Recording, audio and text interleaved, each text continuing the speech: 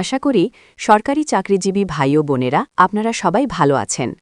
আজকের আপডেট নিউজে আপনাদের সবাইকে স্বাগতম। অর্থ উপদেষ্টার অনুমোদন কার্যকর নবম পে স্কেল। বৈঠকে অর্থ উপদেষ্টার নির্দেশে কর্মচারীদের জন্য মূল বেসিক সর্বনিম্ন ২৯,৫২০ টাকা নির্ধারণ। প্রিয় সরকারি চাকরিজীবী ভাই ও বোনেরা, আজকের সকালের আপডেট নিউজে আপনাদের স্বাগত। যারা আমাদের চ্যানেলে নতুন তারা এক্ষুনি চ্যানেলটি সাবস্ক্রাইব করুন। আর হ্যাঁ, অবশ্যই কমেন্ট করে জানাবেন আপনারা কে কোন জেলা থেকে আমাদের ভিডিওটি দেখছেন। তবে চলুন কথা না বাড়িয়ে আজকের সর্বশেষ সংবাদটি জেনে নিন। অবশেষে দেশের সরকারি চাকরিজীবীদের দীর্ঘ প্রতীক্ষার অবসান ঘটিয়ে নবম পে স্কেল বাস্তবায়নের পথে এক বিশাল অগ্রগতি সাধিত হয়েছে। আজ অর্থ মন্ত্রণালয়ের সম্মেলন কক্ষে এক অত্যন্ত গুরুত্বপূর্ণ ও নীতি নির্ধারণী বৈঠক অনুষ্ঠিত হয়েছে। এই বৈঠকে সভাপতিত্ব করেন সাবেক অর্থ সচিব ও পে কমিশনের চেয়ারম্যান জাকির আহমেদ খান এবং এতে উপস্থিত ছিলেন দেশের বিশিষ্ট অর্থনীতিবিদগণ ও অর্থ মন্ত্রণালয়ের ঊর্ধ্বতন কর্মকর্তারা। বৈঠকের মধ্যমণি ছিলেন অন্তর্বর্তীকালীন সরকারের অর্থ উপদেষ্টা ড সালেকুদ্দিন আহমেদ। আজকের এই বৈঠকে সরকারি কর্মচারীদের বেতন কাঠামো নিয়ে চলচেরা বিশ্লেষণ শেষে একটি ঐতিহাসিক সিদ্ধান্ত গ্রহণ করা হয়েছে। বৈঠকে পে কমিশনের চেয়ারম্যান জাকির আহমেদ খান দেশের বর্তমান অর্থনৈতিক পরিস্থিতি, রাজস্ব আয় এবং সরকারি ব্যয়ের সক্ষমতা নিয়ে বিস্তারিত প্রতিবেদন তুলে ধরেন। তিনি বিভিন্ন হিসাব নিকাশ ও আর্থিক ব্যয়ের ভারসাম্য রক্ষা করে কিভাবে বেতন বৃদ্ধি করা যায় তার একটি রূপরেখা প্রদর্শন করেন। দীর্ঘ আলোচনার পর এবং সকল পক্ষের সম্মতিক্রমে বৈঠকে অর্থ উপদেষ্টার সরাসরি নির্দেশে সরকারি কর্মচারীদের জন্য নতুন পে স্কেলের মূল বেসিক বা সর্বনিম্ন ২৯,৫২০ টাকা নির্ধারণের নীতিগত সিদ্ধান্ত গৃহীত হয়েছে। এই নতুন বেতন কাঠামো আগামী ২৮ ডিসেম্বর থেকে কার্যকর করার বিষয়েও ইতিবাচক আলোচনা হয়েছে। বৈঠকে উপস্থিত অর্থনীতিবিদরা তাদের মতামত প্রদান করে বলেন, বর্তমান বাজার পরিস্থিতি ও মুদ্রাস্ফীতির কারণে সরকারি চাকরিজীবীদের জীবনযাত্রার মান ধরে রাখা কঠিন হয়ে পড়েছে। তাই রাষ্ট্রের আর্থিক ভারসাম্য রক্ষা করার চ্যালেঞ্জ থাকলেও সরকারি চাকরিজীবীদের বেতন বৃদ্ধি করা এখন বাধ্যতামূলক হয়ে দাঁড়িয়েছে।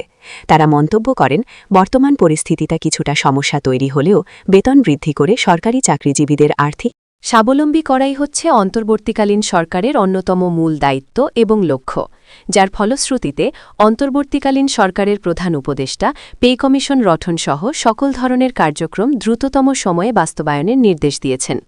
সংশ্লিষ্ট মহল জানিয়েছে, সরকারি চাকরিজীবীদের বেতন বৃদ্ধি করতে হলে বাজেটে যতটুকু বরাদ্দ বাড়ানো প্রয়োজন তা যথাযথ সময়ে নিশ্চিত করতে হবে।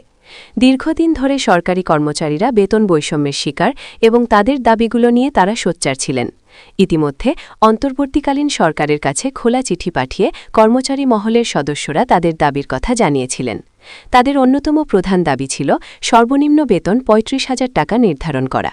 তবে দেশের বর্তমান অর্থনৈতিক ঘাটতি, বৈশ্বিক মন্দা এবং রাজস্ব আয়ের সীমাবদ্ধতা বিবেচনা করে পে কমিশন ও অর্থ মন্ত্রণালয় সর্বনিম্ন বেতন ৩৫,০০০ টাকার পরিবর্তে ২৯,৫২০ টাকা নির্ধারণের সিদ্ধান্ত গ্রহণ করেছে। যদিও এটি দাবির চেয়ে কিছুটা কম, তবুও বর্তমান প্রেক্ষাপটে একে একটি বড় অর্জন হিসেবে দেখছেন নীতি নির্ধারকরা। গতকাল অভ্যন্তরীণভাবে এ নিয়ে একটি প্রস্তুতিমূলক বৈঠক হয়েছিল, তবে আজ সরাসরি পে কমিশন ও অর্থ মন্ত্রণালয়ের যৌথ উপস্থিতিতে এই বৈঠকটি অনুষ্ঠিত হয়, যেখানে গ্রেড সংখ্যা পরিবর্তন, বৈষম্য দূরীকরণ এবং নতুন কাঠামোর আইনি দিকগুলো নিয়ে বিশদ পর্যালোচনা করা হয়। ইতিমধ্যে প্রধান উপদেষ্টা জানিয়েছেন, পে কমিশনকে সকল ক্ষমতা ও দায়িত্ব দেওয়া হয়েছে যাতে তারা দ্রুত একটি পূর্ণাঙ্গ গ্যাজেট প্রকাশ করতে পারে। আশা করা হচ্ছে ডিসেম্বর মাসের শেষ সপ্তাহে বা শেষের দিকে এই কাঙ্ক্ষিত গ্যাজেটটি প্রকাশিত হতে পারে। যেহেতু সরকারি কর্মচারীরা দীর্ঘ ১০ বছর ধরে বৈষম্যের শিকার, তাই তাদের দাবিগুলো পূরণ করা অন্তর্বর্তীকালীন সরকারের অগ্রাধিকারের তালিকায় রয়েছে। এদিকে সরকারি চাকরিজীবীদের নবম পে স্কেলের গ্যাজেট প্রকাশের জন্য বেঁধে দেওয়া ১৫ই ডিসেম্বরের আলটিমেটাম বা সময়সীমা ইতিমধ্যে পেরিয়ে গেছে। নির্ধারিত সময়ের মধ্যে সরকারের পক্ষ থেকে কোনো আনুষ্ঠানিক ঘোষণা না আসলেও কর্মচারীরা আপাতত কোনো কঠোর বা সহিংস আন্দোলনের পথে হাঁটছেন না, বরং তারা কৌশল পরিবর্তন করে আলোচনার মাধ্যমে দাবি আদায়ের চেষ্টা চালিয়ে যাচ্ছেন। পে স্কেল দ্রুত বাস্তবায়নের দাবি নিয়ে আন্দোলনকারী কর্মচারী নেতারা এখন অর্থ উপদেষ্টা ড সালেহুদ্দিন আহমেদের সঙ্গে একটি উচ্চ পর্যায়ের সাক্ষাতের জন্য অপেক্ষা করছেন। এই সাক্ষাতের উদ্যোগ হিসেবে গত রবিবার ১৪ই ডিসেম্বর বাংলাদেশ সরকারি কর্মচারী দাবি আদায় ঐক্য পরিষদের নেতারা সচিবালয়ে অর্থ উপদেষ্টার দপ্তরে গিয়ে সাক্ষাতের জন্য লিখিত চিঠি জমা দেন। সংগঠনের মহাসচিব বেল্লাল হোসেন জানান, সেদিন অর্থ উপদেষ্টার ব্যস্ততার কারণে তার সঙ্গে সরাসরি দেখা করা সম্ভব হয়নি। তবে উপদেষ্টার দপ্তর থেকে তাদের আশ্বস্ত করা হয়েছে যে পে স্কেল ও কর্মচারীদের চলমান সমস্যা নিয়ে অর্থ উপদেষ্টা সম্পূর্ণ অবগত আছেন এবং খুব দ্রুতই তাদের আলোচনার জন্য ডাকা হবে। উল্লেখ্য, কর্মচারীটির আগে ঘোষণা দেওয়া হয়েছিল যে 15ই ডিসেম্বরের মধ্যে গ্যাজেট প্রকাশ না হলে তারা কঠোর কর্মসূচিতে যাবেন, কিন্তু বর্তমান পরিস্থিতির বিচারে সেই অবস্থান থেকে তারা কিছুটা সরে এসেছেন। এর পেছনে অন্যতম কারণ হল ভীতি ও কৌশলগত চিন্তা। সম্প্রতি সচিবালয়ের ভেতরে আন্দোলনরত কর্মচারীদের ওপর আপ্রশাসনের কঠোর দমন প্রক্রিয়া এবং প্রাথমিক বিদ্যালয়ের শিক্ষকদের আন্দোলনের পরবর্তী সময়ে সরকারের নেওয়া কঠোর সিদ্ধান্তগুলো নেতাদের নতুন করে ভাবিয়ে তুলেছে। তারা মনে করছেন এই মুহূর্তে সংঘাতে না গিয়ে আলোচনার টেবিলে সমাধান খোঁজাটাই বুদ্ধিমানের কাজ হবে। এ বিষয়ে বাংলাদেশ সরকারি কর্মচারী উন্নয়ন পরিষদের কোষাধ্যক্ষ জিয়াউল হক বলেন, সব দাবি সবসময় রাজপথে আন্দোলনের মাধ্যমেই আদায় হয় না। পে স্কেলের মতো জটিল ও অর্থনৈতিক দাবিটি আমরা আলোচনার মাধ্যমেই আদায় করতে চাইছি।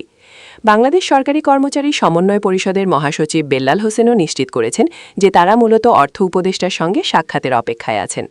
আগামী বৃহস্পতিবার 18ই ডিসেম্বর দাবি আদায় ঐক্য পরিষদের নেতারা নিজেদের মধ্যে আলোচনায় বসবেন এবং সেই আলোচনার ভিত্তিতেই পরবর্তী কর্মসূচি ঘোষণা করা হবে। এর আগে কর্মচারীদের বেঁধে দেওয়া সময়সীমা নিয়ে অর্থ উপদেষ্টা ড সালেহুদ্দিন আহমেদ গণমাধ্যমকে বলেছিলেন যে পে স্কেল ঘোষণা করা কোনো সহজ কাজ নয়, এর সঙ্গে অনেকগুলো অর্থনৈতিক ও প্রশাসনিক বিষয় জড়িত। কর্মচারীদের আলটিমেটামের মধ্যে এত কম সময় ঘোষণা করা সম্ভব নয়, তবে সরকার এ নিয়ে কাজ করছে। প্রসঙ্গত, নতুন পে স্কেল প্রণয়নের জন্য গঠিত কমিশনকে আগামী 14ই ফেব্রুয়ারি পর্যন্ত সুপারিশ জমা দেওয়ার সময় দেওয়া আছে, তবে সরকারের তরফ থেকে চেষ্টা করা হচ্ছে ডিসেম্বরের মধ্যে একটি ঘোষণা দেওয়ার, যার প্রতিফলন দেখা গেল আজকের বৈঠকে 29,520 টাকা নির্ধারণের মাধ্যমে। ডিসেম্বর থেকে এটি কার্যকর করার আপনাদের কাছে অনুরোধ। আপনাদের কোনো মন্তব্য থাকলে অবশ্যই কমেন্ট করে জানাবেন।